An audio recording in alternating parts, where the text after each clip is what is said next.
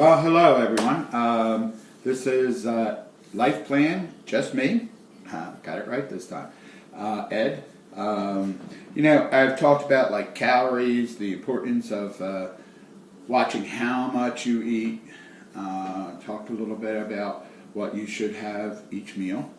And now I'm just going to talk about some vegetables I like to use. And I'm not going to bore you with cooking. I'm just going to talk to you about why, and then over the next week I'm going to have different ones for dinner. And I'll show you how I prepare them, a little bit healthier maybe the proportions. First thing I want to say, when you get asparagus, you know asparagus is a grass. So the best thing for a grass is cut the bottoms off. I've already done that. I'll be back in a second.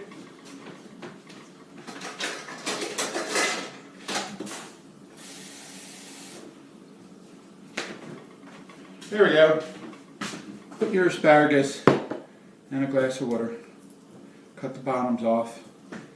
They will stay for a very long time getting the nutrients, and you'll have more fresher. Sometimes they dry out in the store even though they have those sprinklers on. So that's something I suggest to people. I have here, which I'll make a different dish for. Remember I talked about different lettuces and leafy stuff. You want to try to have leafy stuff. I always try to have a salad.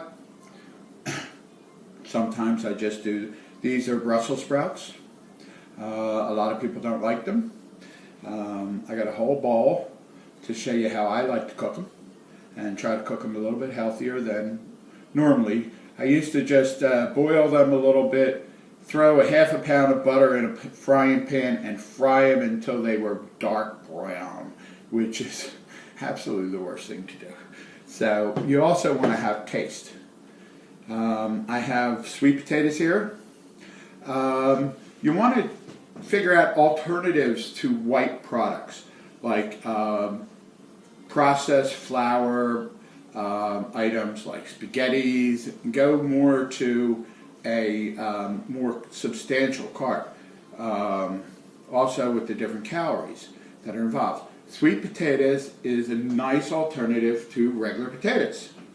So I'm going to be talking about some different alternatives. Sweet potatoes can be mashed, baked, whatever you want. Thrown in soup, just like regular potatoes. Gives it a nice little flavor. Then I have, which I'm going to be working on tonight, I have, well actually they're two halves because I tried to cut some things. This is, as soon as I flip it around, and it's a big one, it's a rutabaga. Yes, this is a huge one. This was the smallest I could find at the store. So, but this is a rutabaga. And move that out of the way. I'll try to come a little bit closer. You can see how it's covered with a wax. So when it's picked, it is covered in a wax, and that preserves it. This will stay good, uncut, for a very long time. So it's a good vegetable. It's also like the sweet potato or mashed potato. You can do almost anything with it. It's great in soups. It's great mashed. I mash it. A little bit of butter, yes, a little bit of butter or margarine for the flavor. And it's a great substitute for potatoes. The nutritional value of this is so much greater than potatoes. So I have the rhubarb. And as I said, I'm going to be working on this tonight. I'll just set this over here. Green peppers, onions. Then I have what are, some people just really honestly, look, the onions trying to escape from me. The white potato is great. There's other different potatoes. Some of them are better for you than the white potato. Same thing. Red potatoes.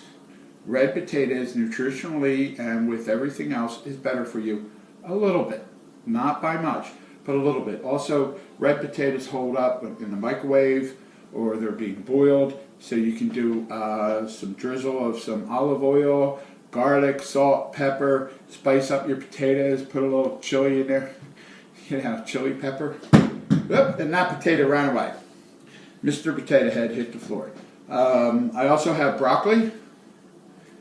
and I'm going to do something a little bit different with an eggplant. And you can't see it there, eggplant. Traditionally in my household, my mother would cut it down, slice it, and she would fry it, flour it, and breadcrumb it, dip it in eggs, and fry it to the hilt. It was great. Great comfort food. But I'm going to do something a little bit different with it, and I'll be showing you that. So, as I just set this away, some of the things with the rutabaga that you really need to know. It's not an easy vegetable to work with at times. This is the half I want. So what I mean by that is because of this wax. It's like cutting a pineapple. If you never cut a pineapple, you should experience it. So, one thing I do, and I thank my friend for Christmas giving me an actual knife set. Before I was just using dollar knives. So for Christmas he gave me a knife set because I complain every time I cook. So they come with this, which is a sharpener. You know, you don't have to stand there for hours, and you'll see a lot of chefs do it on TV. I'm no chef. But you should always use as sharp a knife as possible for what you're doing, and the right knife. So this is a cook's knife, it's called, and I'll do it over here, and you just slide it down from the top side down to the bottom side. Just slide it down a few times, and it does help. The other thing you want to make sure is get your trusty rag and make sure you wipe it off, or you rinse it and wipe it off, just in case there's any flakes. Now with the rutabaga, because of the wax, it's tough cutting. But I just cut it in half or quarters, and I lay it on the side like this.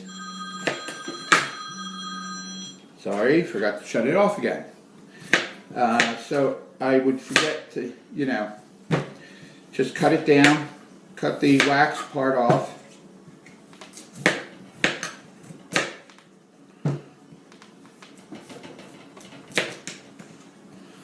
And that's basically it. And I won't bore you with every detail, and watch me do the whole thing. The back is the core. Sometimes it gets a little bit, you know, heavier than the sides. Yeah. So that's pretty much it. Then, except for the very top, I'll just use it as an example. So I have the peels, and then I'm going to cube it up like I would a potato for making mashed potatoes. Just quarter it up, simple, like this. That would go in the pot. A lot of salt in the pot. It just adds a little bit of flavor. It doesn't soak in all the salt. You know, you just let it cook. It does take a little bit longer than a potato to get to the right consistency. Once it's cooked, scramble it up however you normally scramble your potatoes. Add a little bit of this, whatever flavors you like. I don't put a lot of margarine or anything, just 1 tablespoon.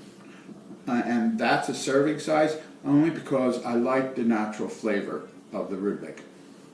I put a little bit of liquid in, a little bit of maybe 1% milk, just 1/8 of a cup, just to help it make it get a little creamier. And you've got a great substitute to potatoes, and it tastes good. So I'm going to get cooking and get my rhubarb cut up and start planning out the week. You know, we'll have well-balanced meals and as healthy as possible. That's the thing. Eat smaller portions, as healthy as possible, and please treat yourself every now and then, because that's the only way you get through it. So it's Life Plan, just me, Ed. Good night, and thank you for everything. It was great that you're sharing my videos and checking me out online. Well, now I have to get up close